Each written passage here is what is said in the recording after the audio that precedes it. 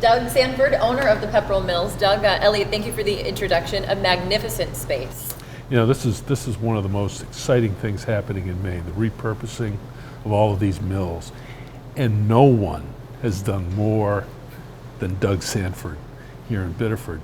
You know, developers who end up with 1,100,000 square feet typically have all that space in a lot of different places. You've got it all right here. Yeah. Yes. And interesting, you know, how it started, and it's not your normal. We acquired, and obviously not the planning that we probably should have done initially, but there was an opportunity.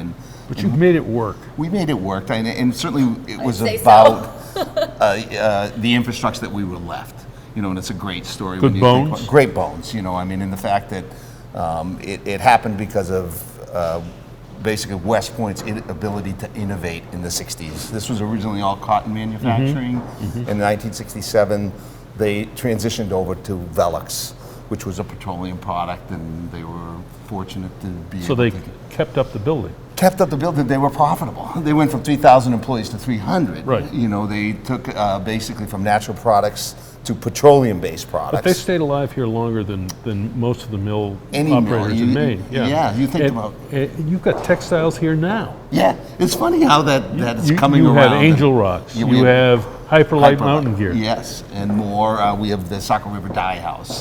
So numerous different entities around textile, which really wasn't on our radar screen. And you're the bridge. You're the bridge from the old textiles to the new textiles because you're making the space for it. We're making space available and opportunity. You know, everybody asked me, you know, I came to Biddeford 30 years ago, and why did you come to Biddeford?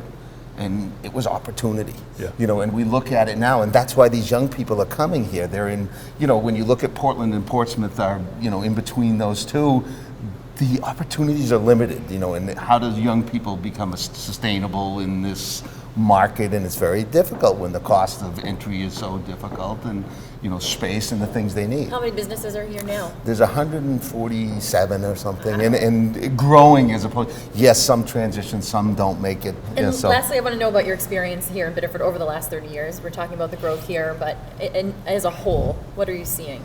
Well, you know, it's an interesting, you know, people look at gentrification and are very concerned about it. You have a mill, what was likened as they consider themselves a mill community. Well, this is coastal Maine.